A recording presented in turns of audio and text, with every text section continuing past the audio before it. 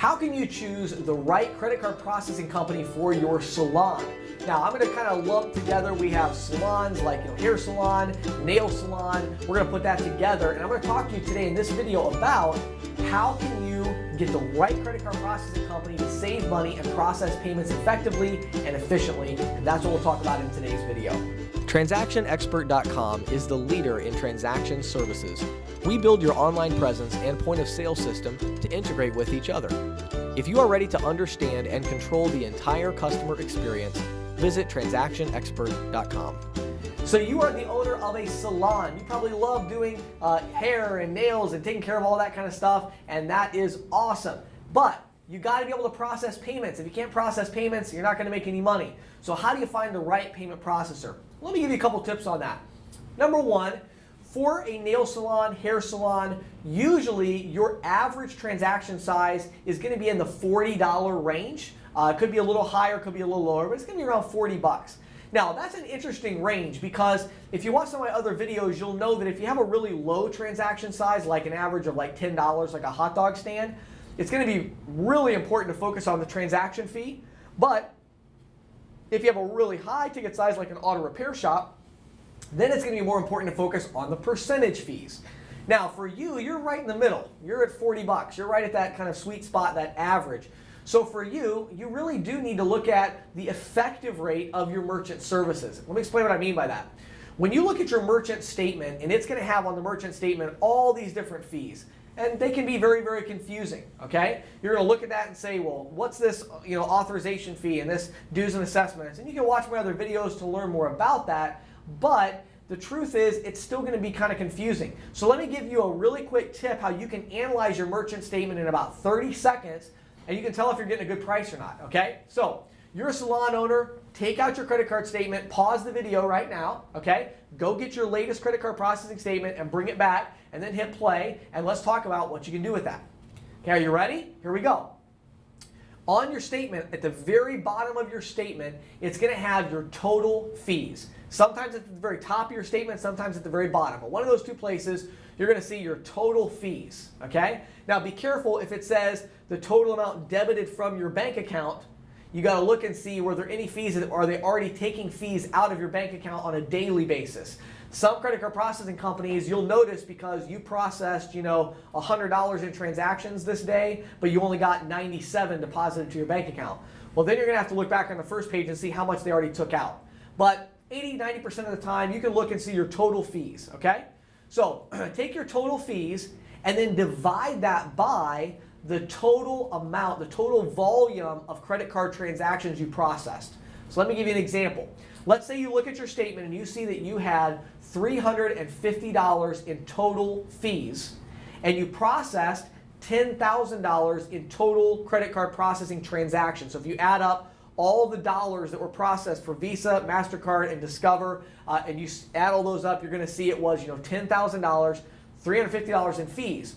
$350 in fees divided by 10,000 is going to equal 3.5%. Now that 3.5% means that represents all your fees, no matter what they are, no matter what cost structure you're on, no matter what you're being charged. Make sure you include in your total fees if you're paying anything for equipment, a lease, a rental, add that to the total fees as well. So you have all, what is it costing you to run that $10,000 in transactions? Now, what I want to give you today is just a quick range. That's called an effective rate. That's your effective rate. It's 3.5% in that scenario.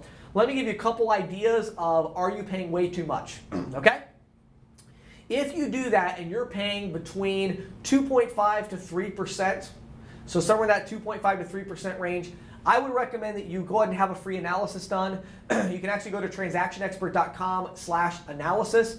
We'd be glad to do an analysis for you for free and send it to you. If you're in 2.5 to 3% as a salon, to be honest, you're probably getting a decent price. Now, that doesn't mean we can't maybe save you some money, maybe give you a better credit card machine or some other things we'll talk about in a minute, but you're getting a pretty good price.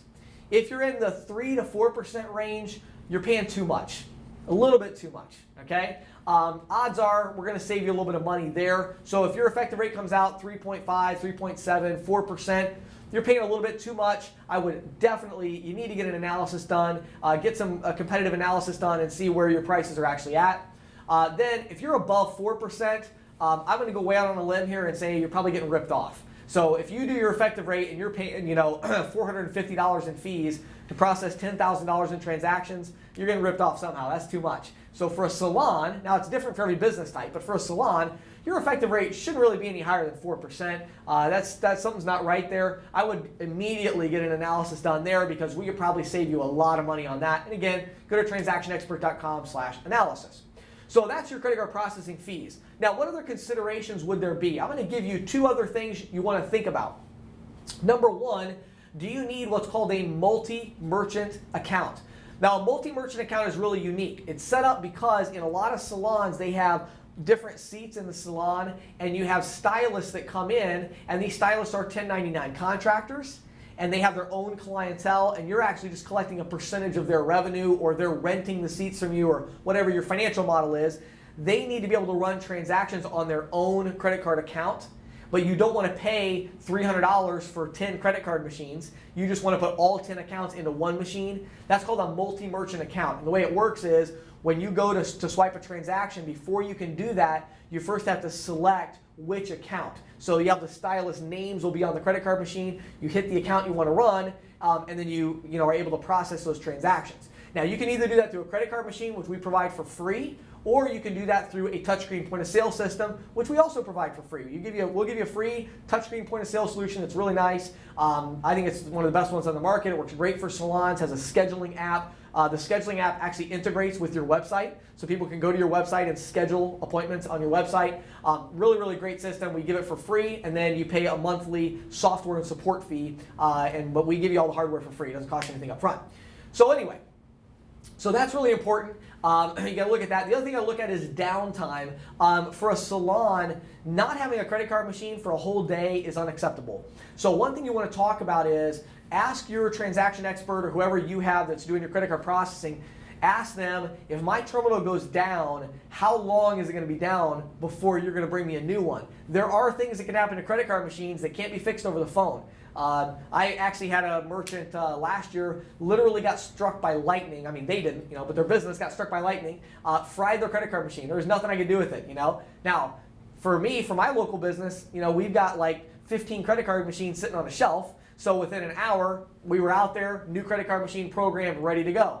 A lot of our competitors don't have that kind of thing, and so it might take 2 or 3 days to get a new credit card machine. You can lose $1,000 in revenue from something like that. So I would look at downtime. I would look at all kinds of different things with the salon. I would look at the downtime. I would look at the multi-merchant account. Do you have like a multi-merchant account? And I would also look at the effective rate. So there's 3 things you can look at as a salon owner to make sure your payment processing needs are being met effectively. My name is James Shepard. If you'd like to talk to one of our representatives that's a transaction expert that knows what they're doing, go to transactionexpert.com. Click on Find a Local Expert, put your zip code in there, and it'll take you right to the profile page of a local transaction expert near you.